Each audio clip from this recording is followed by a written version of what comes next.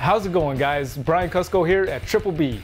Ramy Guirguis is the man behind the Reptile Super Shows that take place here in California. Easily some of the biggest reptile expos in the entire world. Today we're going to talk to him about what it takes to put on such a massive production and what we can expect from him going forward. He even flipped the script on me a little bit and asked me some questions about how I make these videos.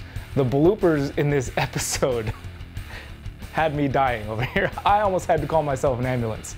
So make sure you watch this video until the end if you need a good laugh.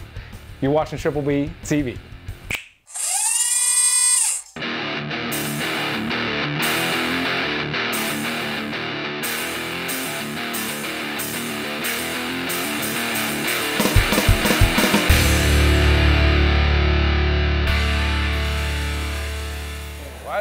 I know nothing about you at this point. I know you put on the show, of course. That's it. That's all I do. That's all you do? Yeah, that's all I do. So obviously you're into reptiles. You put on a show like this, you have to be into reptiles, right? Yeah, I do. I keep Leachianus. I have a couple pied ball pythons.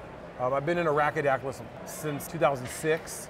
I had my first thing when I was 15. I had one of those little paperback books from Philippe, the old like herpetoculture books, little paperback. It was like 20, 30 pages. And I read that thing over end to end.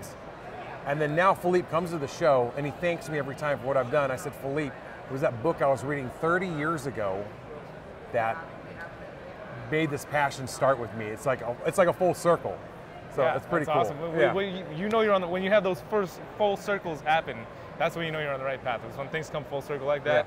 Yeah. To me, when I see something like that happen, that's when you're on the right path in life, I think. Absolutely. So, yeah, it's sweet, man. I mean, so how long have you been putting these shows on for now? So this is 10 years. This is my 31st show. Started our first one in San Diego at a small facility. I remember that day when before the doors opened, I was so scared. I didn't know if there was going to be nobody there when I opened the doors, or the line out the building and the police department there saying it's too many people, and there was almost a second one.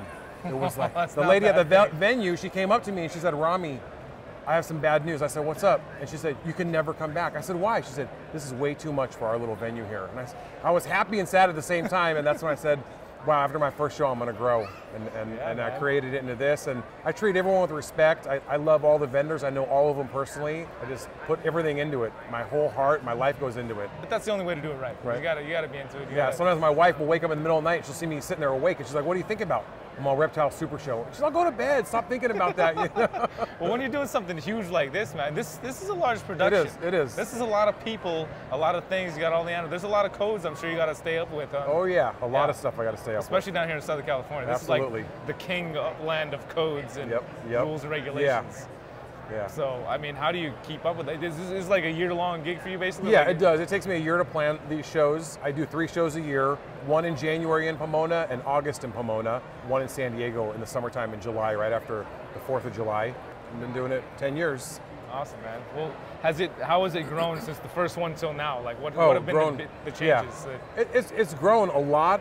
I wanted to grow more, but unfortunately in San Diego, I don't know how big I could grow in San Diego because the venue, I mean, we're bursting out the sides of the building when we're filling it up. I plan to expand and new things in the future.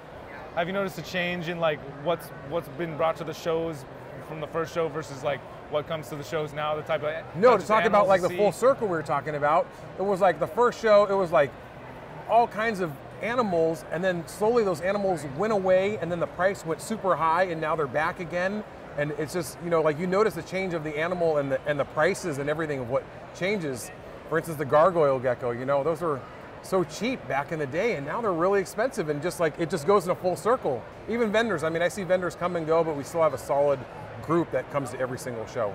Well, do you see yourself having more shows? I do. I anticipate something new in the future. Like a fourth show in the year? Like a fourth show, maybe. Handle a fourth show in the year? I don't know. 3's good, you know. I'm content with 3, but a lot of people are asking me to expand, and I don't know. I'm thinking about it. I don't know.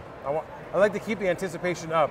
If I did a super show every month, who would come? But if I do it, you know, once or twice a year, that's when the anticipation builds up. And also animal and breeding season and everything, and you know, end of the year, new year kind of thing. So, you know, I've lived in Hawaii for a long time, and then I moved back here, and this was the first show that I came to. I had never been to a reptile show. That was the last one that we saw in August when I saw you there? No, I've been to one, I think January 2015 was the first one that I came to, just to walk around. I walked inside the building, took a couple breaths, walked like down an aisle, and I had to go back outside to like catch them. I'd never been to a reptile show in my life. Wow. And this was the first one I ever came Wow. to, and I was just like, I was like, they're a kid when they said Super Show. It's like the first time you drive in a car, you just stepped in a Lamborghini and went exactly. 150 miles an hour. That was it. That's what it felt like. And I was like, so thank you for making these things happen, man.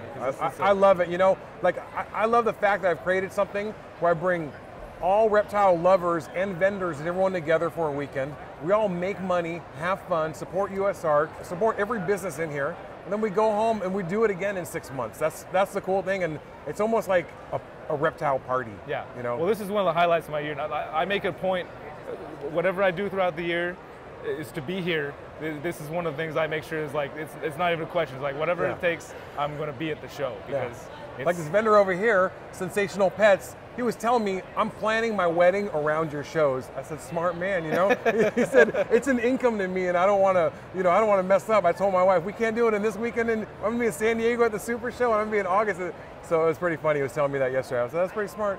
Well, that's it? Yeah, that was perfect, man. That was perfect, Ron. All right, cool. Thank you, I appreciate you. I want to see the drone footage. I'm so curious to see that drone footage, man.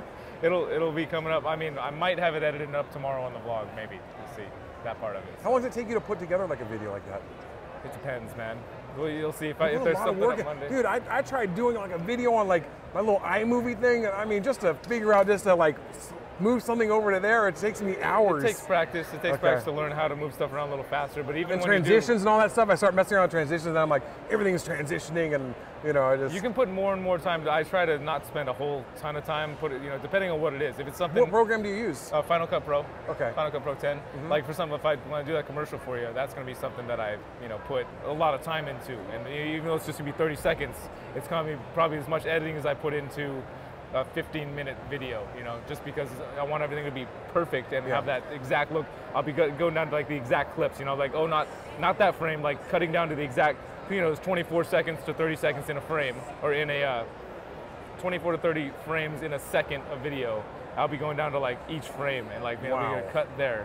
And just so it has that feel, you know, if you put that much effort into it, that's how it comes out. Like, that's cool. Yeah. I love your videos, man. I love watching your family too. You have a beautiful family, dude. So awesome, man. I like that. You know, it's cool watching your kids and how you interact with them, dude. You're a great dad, bro. Thanks. Seriously. Thank you. And you know how to hang drywall, dude. Well, that was a lot of fun. I really love it when the person I'm interviewing starts interviewing me. I had a lot of fun with that, and Ramy is a really great guy. I would invite you to click on the link down in the description if you want to learn more about the Super Show, when they are, how you can get tickets, maybe even become a vendor. It's all down there. And while you're down there, please leave us a comment. Let us know what you thought of today's episode. Click on that like button for a good time, and make sure to participate in this poll right here. This was just one of 12 interviews that I was able to knock out at the Super Show. And what I want to know is, do you want me to take a break halfway through and do some updates on the snakes I keep? Or should we just plow through all the interviews and save the Triple B animals until we're done? We'll do whatever wins in the poll, all right? Next week, we're going to be talking with my buddy Jimmy Cruz from Ball Life and checking out his balls. Until then, you've been watching Triple B TV. Y'all take care.